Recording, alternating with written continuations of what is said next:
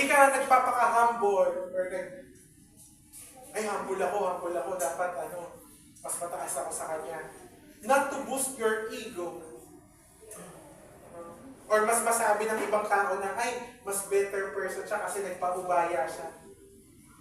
Mali ang ating mga goal natin sa buhay. But we are humbling ourselves because we want to keep our unity. You are thinking of your brother or your sister na ito, we are sharing the same Spirit. We are sharing the same Savior. We are sharing the same hope. No? So the Lord wants us to practice humility even in small things. Na kahit feeling mong ikaw ang tama. Magpakumbaba. And of course, kasama sa humility is to serve others. Serving one another. Huwag ka na mag-expect na ikaw ang pag-sisipin. Isipin mo, sino ang pwede kong paglingkuran ngayon? Sino ang pwede kong ipanalangin? Paano ako makakatulong? Not only sa family natin, not only sa mga kapatiran natin, maging sa simbahan. Isipin natin, paano ako makakatulong? Ano ang kaya kong ibigay? Resources, oras, panahon. Ano ang kaya kong ibigay? Panalangin. Minsan, ay, dun ako sa panalangin. Madali yun. Minsan, binibigay natin, puro panalangin, no? Para bang kami hindi marunong manalangin. The Lord wants us to actively participate in this kingdom, to be united. And lastly, we know that unity is a gift from God. We need to be close, nearness in service.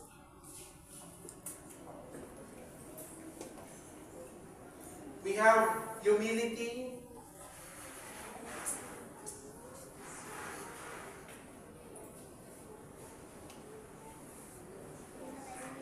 And lastly, we need to be tied to Christ.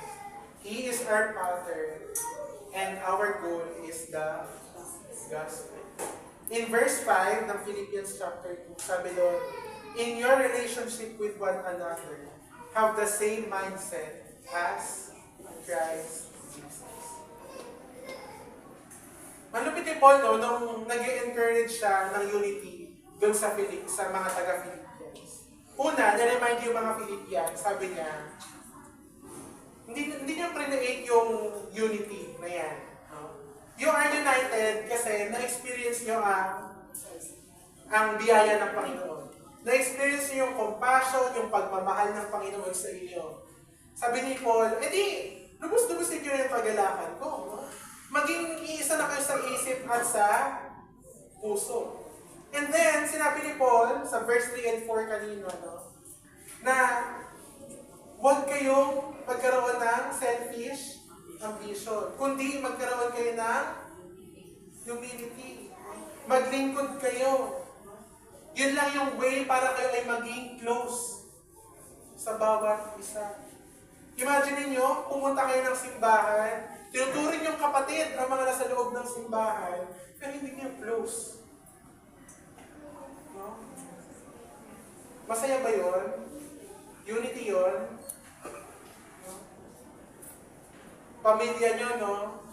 Naturing nyo kayo magkapatid pero hindi kayo close. It is because you are not serving one another. You are not serving one another. But in Philippians verse 5, in your relationship with one another, have the same mindset as Christ Jesus. And what is humility and what is love? May idea na tayo kung ano yung pagkakaisa. May idea na tayo kung ano yung pagpakumbaba. Pero ang pagkakamali natin, ang hindi natin naiintindihan, ano ba yung pundasyon ng ating pagkakaisa? Ano ba yung pundasyon ng ating pagpakumbaba? Bakit ba natin yung ginagawa? Bakit ba natin yung iniingatan?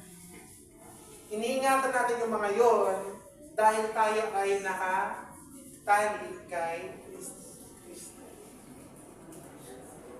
Hindi ka nagpapakumbaba dahil mabait ka. Hindi ka nakikipag-close para magka-join sa church or para makisaya-saya dyan.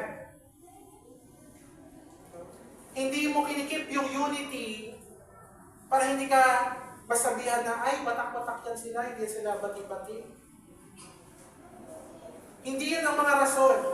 Ang rason dahil meron tayong iisang Diyos. Kasapi tayo sa kaharian ng Panginoon. Ang rason, since kasapi ka sa kaharian ng Panginoon, we are all accountable to show others na kahit magkakaiba tayo, we can perform unity, humility, love, closeness, nearness with one another because of Jesus Christ. Alala niyo yung secret language natin? Yung secret mark natin bilang Kristiyano? No? By this, everyone will know that you are my disciples if you love one another. Sa John 13:35. Kaya mga kapatid, no? Kung nahihirapan ka magpakumbaba, kung nahihirapan ka maglingkod sa iyong kapatid, kung nahihirapan kang i-keep yung unity, huwag na lang talaga yung unity na yan. Nag-visit ako dyan sa tama yan. You need to look always. Look to Jesus. Every day. Araw-araw. Tumingin ka sa Panginoon. Kapag tumataas na yung pride mo, no? Isipin mo, niligtas ako ng Panginoon at yung taong yan, niligtas din niya na Panginoon. Hindi yan isipin mo kapatid. Kapag ma-pride ka pa talaga, isipin mo na lang na yung taong yan, niligtas ng Panginoon, sige, wag na lang ako. Sa kaka-pride mo, no, pinili mong ikaw na lang ang hindi iligtas. Remember that, no? Kapag meron kang kaaway, hindi pagkakasunduan, alalahanin mo na yung taong yon ay gusto ng Panginoon maka-receive ng pagmamahal, ng biyaya, no? Ng kaawaan. No? Make the gospel your goal. Ito bang attitude ko, makakahikayat ba ito ng ibang tao? Remember, we all have differences, kahit sa personalities, characteristics natin. And it's fine, as long as we are using it to show God's love. Hindi mo sabihin, wala, maningin talaga ako talakera talaga ako Talakera ka, pero wag mong gamitin yung pagiging talakera mo sa paninirang puri. No? Maging talakera ka to encourage. No? Maging encouragement ka sa ibang tao. Kung choleric ka, yung personality na medyo bida-bida. No? Kung medyo bida-bida ka, bida-bida with the heart. Lead people to Christ. Hindi yung bida-bida ka for the people look at you. No? Kung ikaw ay phlegmatic ba yun? Mahinhin. No? Maging mahinhin ka. No? Pero hindi yung magiging mahinhin na walang ambag, hayaan mo yung bag, sila na lang. Huwag na lang ako. Hindi ko naman yan kaya. Maging mahinhin ka sa mga taong hindi kaya maging mahinhin.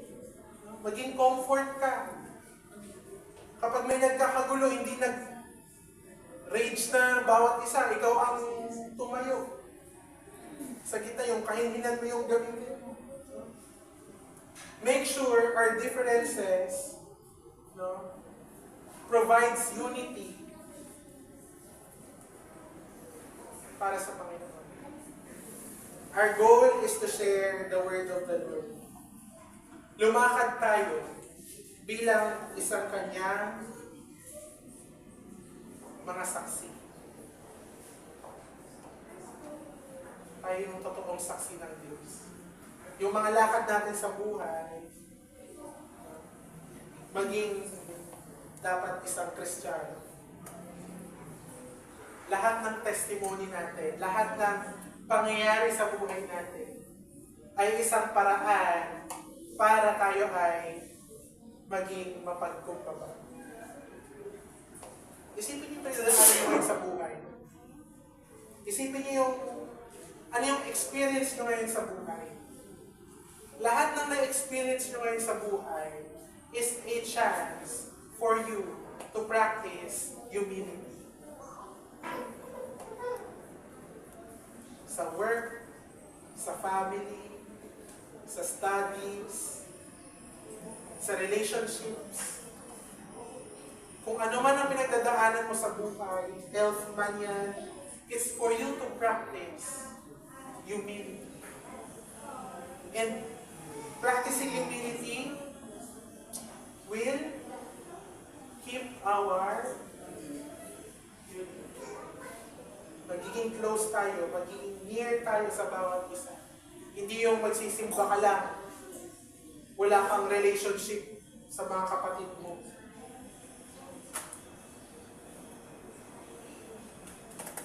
Package po yan, kapatid. Tinanggap mo ang Diyos, you have a relationship with the Lord, the Father, the Son, and the Holy Spirit. You already have a relationship with the other believers. Package yan, kapatid. Kaya hindi mo pwedeng sabihin na, ay, ano naman ako naniniwala naman ako kay Lord. Sa bahay na lang ako magsisimba. Hindi ko kailangan ng ibang kapatiran. Kasi away-away lang yan.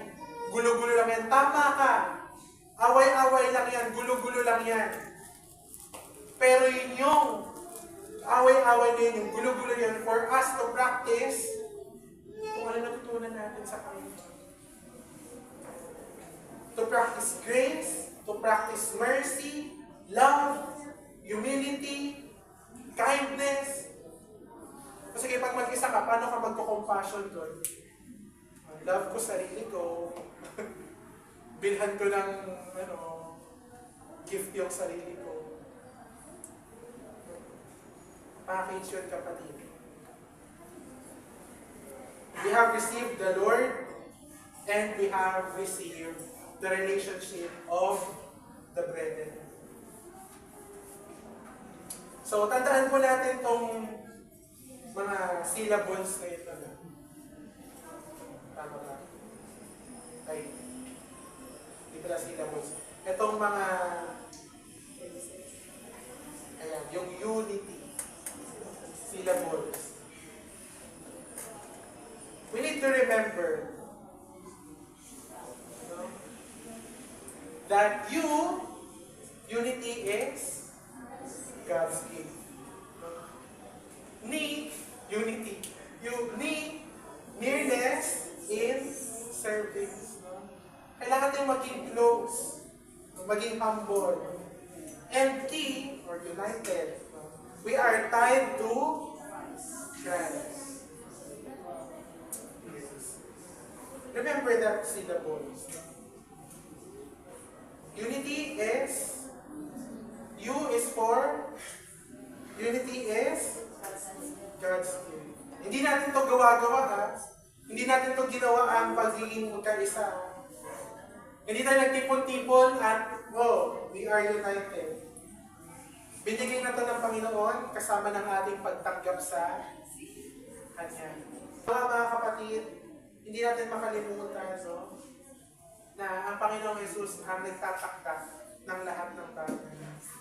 Mag-flow yun sa ating mga ugali, mga karakter natin, mga attitude natin sa bawat isa. Manalangin po tayo. Panginoon, kami ay nagpapasalamat sa araw nito. Salamat sa biyayang pinagkaloob niyo sa amin, na hindi lang kaligtasan, Panginoon, ang inyong binigay sa amin, ngunit ang pagkakaisa na ito, Panginoon. Panginoon, tulungan niyo kami, Panginoon, na mapanatili ang pagkakaisa na ito. Tulungan niyo kami, Panginoon, na maging mapagkumbaba sa bawat isa, Panginoon. Alisin niyo sa amin, Panginoon, yung mga ugali na hindi ka aya-aya, Panginoon. Mga ugali, Panginoon, na nagpo-promote ng pride, Panginoon. Mga ugali, Panginoon, na nagpo-promote, Panginoon, ng pagiging madamot, Panginoon. Mga sariling kapakanan, Panginoon, tanggalin niyo po sa amin, Panginoon. Lord, hayaan niyo kami, Panginoon, na maglingkod sa bawat isa, Panginoon, kung paano ka naglingkod sa amin, Panginoon. Turuan niyo kami, Panginoon, kung paano magpatawad, Panginoon, magpaubaya, Panginoon. Ito po yung mga bagay na nahihirapan kami, Panginoon, at nilalapit namin sa inyo, Panginoon. May mga bagay, Panginoon, na kailangan pa po namin maranasan, mapraktisin, Panginoon, upang kami ay maging mabuting katiwala, Panginoon, ng inyong unity, Panginoon. Nawa, Panginoon, sa tuwing kami ay makakaranas, Panginoon, ng inis, makakaranas kami ng galit, pagkamuhi, Panginoon, sa aming kapwa. Hayaan niyo, Panginoon, na maalala namin, Panginoon, ang kaligtasan na binigay niyo sa amin at kaligtasan, Panginoon, na pinagkakaloob niyo sa bawat isa, Panginoon. Hayaan niyo po ang aming buhay, Panginoon, ang maging testimony namin, Panginoon, upang ang bawat isa ay magkaroon ng unity, Panginoon, at kami ay maging magkaisa sa inyo, Panginoon. Sa aming pong pagkaiwalay, ingatan niyo po kami, Panginoon. Salamat po sa buong buwan ng ito, Panginoon, na ikaw, Panginoon, ang dahilan kung bakit kami ay united, Panginoon. In Jesus' name we pray. Amen.